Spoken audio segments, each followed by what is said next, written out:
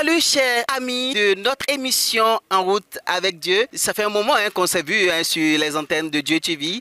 Bienvenue dans ce nouveau numéro et dans ce numéro spécial, nous allons parler d'un thème vraiment spécial, se former pour mieux servir, se former pour mieux servir. Et pour cela, pour parler de ces thèmes, nous avons invité pour vous un monsieur spécial aussi. Vous le connaissez très bien parce que vous l'avez déjà vu sur les antennes de Dieu TV. Il est consultant en théologie, il est aussi écrivain, il est professeur de théologie holistique et de théologie urbaine migratoire africaine. Il est bien évidemment le président du consortium pour la formation théologique et missiologique contextuelle africaine. Je vais le laisser mieux se présenter. Professeur, bonjour. Shalom à tous. Shalom. Je réponds au nom de Agbede Afolabi Gislin, professeur de théologie, comme cela vient d'être dit, président de la faculté de théologie holistique et de mythologie appliquée, qui est membre du consortium pour la formation théologique, mythologique contextuelle africaine.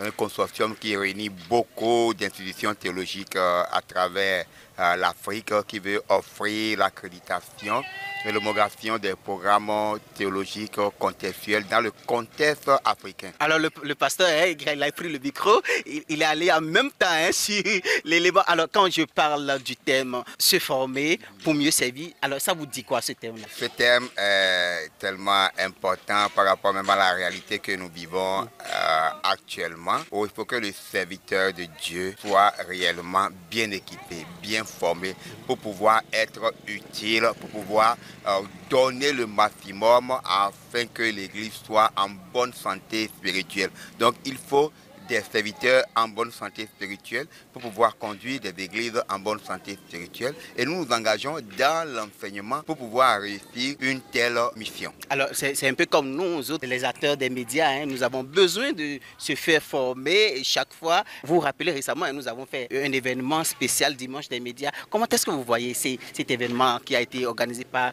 New Media Forum et Dieu TV? Exactement, c'est un événement très important auquel j'ai eu à participer à ma manière, parce que le dimanche 25 février de cette année de grâce 2024, j'ai eu à prêcher sur ce terme, rôle et importance des médias dans la société. Ah oui, le pasteur, il a l'habitude de soutenir les médias parce qu'il croit vraiment à la force de l'évangélisation par les médias. Alors nous revenons un peu sur notre sujet, se former afin de mieux servir. Nous voyons aujourd'hui certaines personnes qui se lèvent du jour au lendemain, s'auto-proclament pasteur, prophète, bishop, archibishop, sans aucune formation. Comment est-ce que vous voyez ce genre de choses? Non, je dirais même à la limite que c'est criminel, si vous me permettez le mot.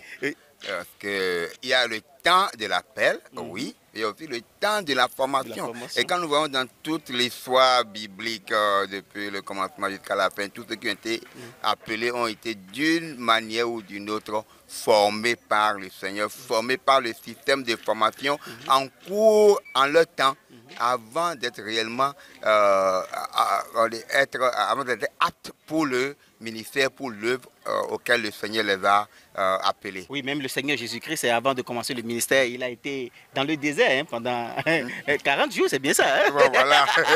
Donc c'était son temps de formation, si on peut le dire comme ça. Bon, il a sa divinité, il est Dieu. Bon, maintenant, il laisse quand même l'exemple qu'on doit se former. Voilà. Il a traversé beaucoup de choses. Particulièrement, nous y pensons dans cette période de Pâques, dans cette saison où nous sommes dans la dynamique de commémorer pour l'édition 2024 sa mort et sa résurrection. Alors, qu'est-ce que votre consortium apporte alors aux serviteurs de Dieu ou à ceux-là qui souhaiteraient se faire former dans la mission? Qu'est-ce que votre consortium apporte? Nous sommes partis d'un constat que la formation théologique n'a pas d'impact, surtout du côté évangélique, n'a pas d'impact sur la société. Elle est plus théorique, elle est céleste, former les gens juste pour aller au ciel, faire l'évangélisation. Oui, c'est important, nous devons gagner des âmes, mais nous sommes sur la terre, en attendant le retour de Jésus-Christ. Quel est l'impact du théologien dans la société? Nous n'y voyons pas cela. Donc nous avons pensé qu'il faut revoir le curriculum théologique pour former des théomissiologues capables d'impacter la société et que chacun puisse faire de sa ville, de son village, sa salle de classe et avoir un équipement nécessaire pour pouvoir impartir, transformer et que les théologiens puissent réagir sur les faits de la société. Il y a beaucoup de sujets, homosexualité, avortement, des lois de la nation et autres où le silence de l'église évangéliste est coupable, Oui. criade, et ce n'est pas du tout intéressant. Et nous voudrons nous mettre ensemble, et c'est pour cela que nous sommes mis ensemble. Beaucoup d'institutions théologiques de l'Afrique sont mis ensemble à Porto Novo les 23 et 24 novembre 2023. Alors justement, justement avant de revenir sur ce pourquoi vous êtes, nous avons envoyé une équipe de Dieu TV s'est déplacée spécialement sur Porto Novo pour aller faire un reportage spécial sur cet événement. On passe l'élément rapidement et on revient continuer notre entretien. On passe rapidement. 23 institutions théologiques du Bénin, de l'Afrique de l'Ouest, de l'Afrique centrale et autres se sont réunies à Porto Novo du 23 au 24 décembre 2023. Tenue à l'église biblique de la vie profonde de Porto Novo, la réunion s'inscrit dans le cadre de la mise en place du consortium pour la formation théologique et missiologique contextuelle africaine CFTMCA. La délégation de chaque institution qui adhère à la création de ce consortium en présentiel comme en visioconférence posent leurs réflexions sur le thème formation théologico-missiologique au service de l'Église et de la société. Dans son allocution d'ouverture, le professeur Afolabi Ghislain Agbede du Bénin explique le d'où est partie cette initiative. C'est dans la dynamique de cet état de lieu que nous avions eu à faire depuis quelques années de la formation théologique en Afrique, que nous nous sommes rendus compte que la formation théologique n'a pas d'impact dans les faits de la société, surtout dans notre milieu évangélique. Elle est beaucoup plus théorique que pratique. Nous ne voyons pas la présence du théologien évangélique réellement dans la société, fait face aux défis pour intervenir, pour proposer des solutions. Il a été donc question de repositionner l'enseignement missiologique, écrire une belle page de l'histoire du christianisme au XXIe siècle et à laisser un héritage théologique consistant aux prochaines générations. Certains éléments ont attiré notre attention. Le premier, c'est le système éducatif de façon globale. Nous parlons ici de la formation missiologique. Mais il est important de revenir sur la question de l'éducation elle-même, le système éducatif. Tel qu'il nous a été donné, tel qu'il nous a été transféré, est-il favorable à la créativité? Est-il favorable à l'innovation? Le système, les moules éducatifs desquels nous sommes issus, sont-ils en même de produire des individus en phase avec leur réalité socio-culturelle? Voilà des grosses questions qui bousculent nos esprits. Allez, nous sommes de retour, parce qu'il y avait tellement de serviteurs de Dieu, pas seulement du Bénin, mais de la sous-région qui faisait partie de vos invités ce jour-là. Exactement. Et il faut noter que ceux qui n'ont pas pu faire le déplacement ces responsables d'institutions ont suivi les travaux de la naissance de ce consortium. Par Zoom, il y avait un lien Zoom. Donc, fait 2 jours de consultation ont été parfaites à leur niveau. Donc, grâce à la technologie, donc, on fait le déplacement du Bénin à Porto Novo. Ceux qui n'ont pas pu le faire, comme je l'ai dit tantôt, ont suivi, ont participé, ont donné leur point de vue. Donc, jusqu'à la déclaration finale, c'était un travail consensuel où nous mettons ensemble pour avoir un curriculum de formation théologique qui tient compte de nos réalités africaines. Alors justement, quand on vous voit, vos sapes, comme on le dit, votre habillement, ça révèle, vous aimez beaucoup l'Afrique. Donc, si je comprends bien, votre objectif aussi, c'est de mettre vos enseignements pour que cela puisse refléter un peu les réalités au niveau de l'Afrique, c'est bien ça? Oui, nous voulons former le théologien dans son milieu contextuel africain, qu'il réfléchisse et qu'il soit un acteur de transformation de son milieu. Le théologien qui a Cotonou réfléchit. Cotonou est sa salle de classe. C'est ce que nous voulons faire. Il est défi de Cotonou, il réfléchit pour apporter une solution. Le théologien qui est à Douala réfléchit sur la ville de Douala. L'embouteillage terrible qu'on a fait à Douala. Quel est l'apport du théologien camerounais? Voilà, mais dans ce sens-là, donc, former le théologien dans ce milieu pour transformer, pour équiper, que le théologien soit présent, qu'on sent la visibilité du théologien dans ce siècle. Je parle beaucoup plus du théologien évangélique, que nous avons de l'impact dans la société, que nous avons de l'impact dans la vie sociale et autres, et que la théologie ne reste pas dans un domaine abstrait seulement de la théologie du ciel, mais que nous avons une théologie de la terre, que les défis de la terre, nous puissions également apporter des solutions. Or, cela, nous devons être formés. Et nous devons former. Donc, dans ce sens que nous voudrons aller dans ce 21e siècle, et nous voudrons écrire une nouvelle page de l'histoire de l'Église en Afrique. C'est pourquoi ces institutions de l'Afrique se sont réunies pour aller dans cette vision, pour accomplir cette mission. Et ce consortium veut regrouper, interpeller toutes les institutions théologiques,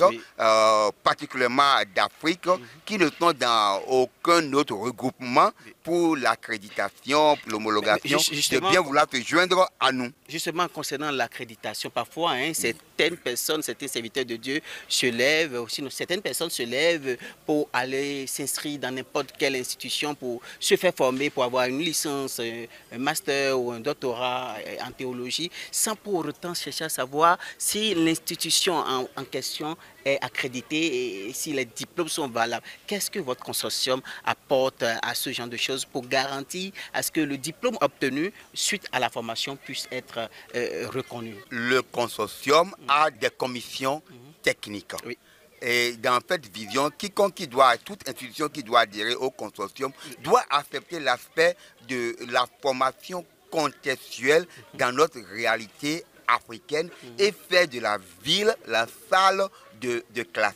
Il n'y a pas seulement que des devoirs théoriques à faire dans une librairie, dans une bibliothèque, et fini. Mais le théologien en formation doit défendre sur le terrain, être en confrontation et en contact direct avec les réalités de sa ville, de son village où il est. Comme nous l'avons dit, le lieu où se trouve le théologien est sa salle de classe et il doit réfléchir par rapport à faire réalité, apporter le plus.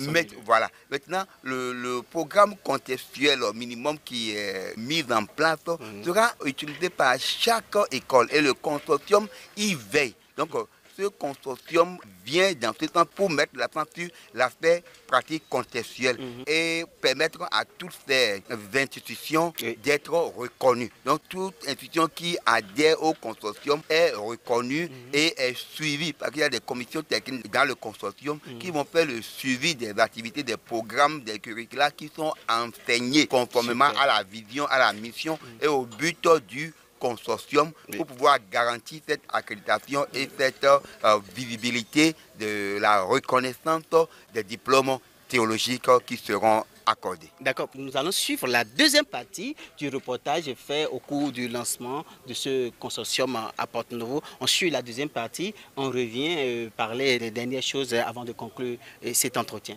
On suit rapidement, on revient. Des moments d'adoration, de louange, de méditation, de l'étude des textes et autres ont meublé cette assise. Les participants de ce consortium donnent ici leurs impressions. Voilà, c'est pour moi un véritable honneur de faire partie de cette rencontre, cette consultation, n'est-ce pas, ici à Porto-Novo.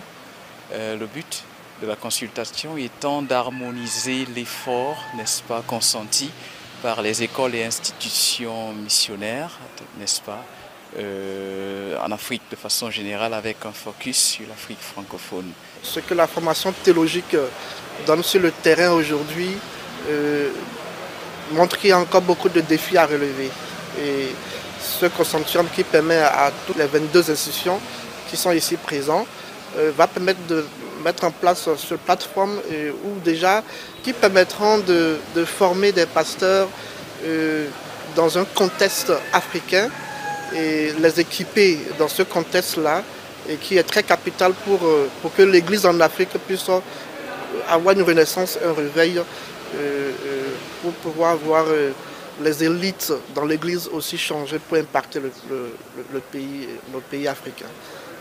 Le sentiment qui m'anime en cette heure-ci, c'est réellement un sentiment de satisfaction compte tenu déjà de la carence que nous avons au niveau théologique de pouvoir créer, autrement dit mettre les fondations africaines, répondre aux problèmes africains au travers de nous en tant que monde évangélique.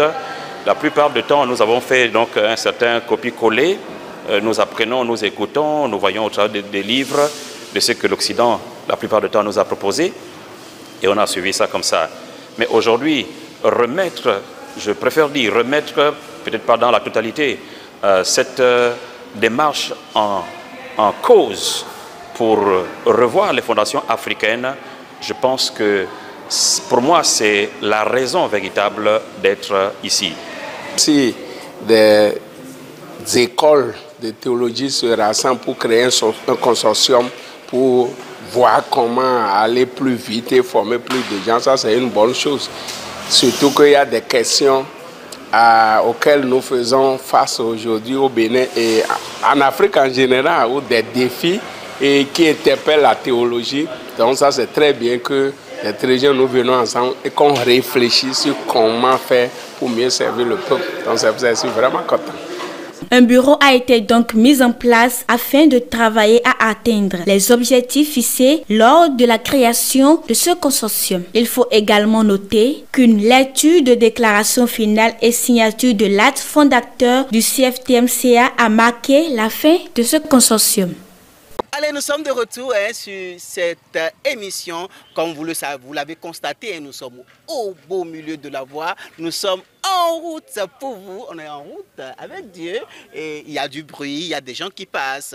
Vous ne voyez pas, il y a tellement de gens qui passent, des artisans qui travaillent autour de nous.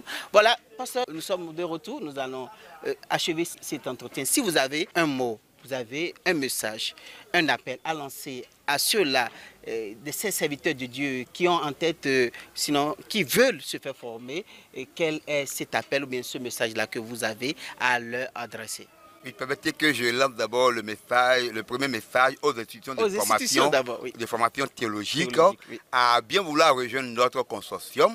S'il y a un responsable d'une institution, ou bien les membres du conseil d'administration d'une institution théologique qui nous suit actuellement, et dont l'institution ne fait pas partie d'aucune structure d'accréditation. Donc nous leur lançons l'appel à se joindre à notre consortium, le consortium pour la formation théologique, mythologique, contextuelle africaine, pour pouvoir être accrédité, pour être homologué et être suivi dans la mission qui est la leur de former pour servir. Super. Et nous voudrons encourager tous les serviteurs de Dieu, comme deuxième message, à réellement se faire former, se faire équiper. Rien ne fait d'avoir de gros titres, pasteurs et autres. Et n'avoir aucune formation. Et ils peuvent nous contacter pour pouvoir être réellement formés de manière holistique, formés de manière contextuelle, formés dans leur réalité pour impacter leur milieu. Car chaque théologien réfléchit toujours par rapport à son milieu et doit être une solution pour son milieu, pour son église. Donc la réflexion théologique doit être au service de l'église pour impacter la nation, pour transformer la nation. Et nous devons relever ce défi dans ce 21e siècle pour que notre théologie soit une théologie équilibrée et non simplement focalisée sur le ciel, mais que nous soyons capables d'impacter la société, qu'on entend la voix des évangéliques, qu'on entend la voix des théologiens évangéliques dans toutes les réalités sociopolitiques, économiques et sociales que vivent le peuple. Et non que seulement que nous ayons des prédications, des discours qui sont abstraits, qui ne font que montrer le chemin du ciel. Oui, nous montrons le chemin du ciel, mais nous aidons les gens à mieux vivre le royaume de Dieu sur la terre. Car il est écrit, car il est dit dans la prière que le Christ a enseigné à ses disciples, que ta volonté soit faite sur la terre comme au ciel. Et la mission des théologiens, c'est de contribuer à ce que la volonté de Dieu se fasse sur la terre comme elle est faite au ciel. Voilà. Merci beaucoup. Se former ou se faire former pour mieux servir, c'est le thème de notre émission du jour. Et nous avons reçu pour vous le professeur Afolabi Agwede. C'est ça, hein? Alors nous sommes à la fin de cette émission. Et pour finir, nous disons...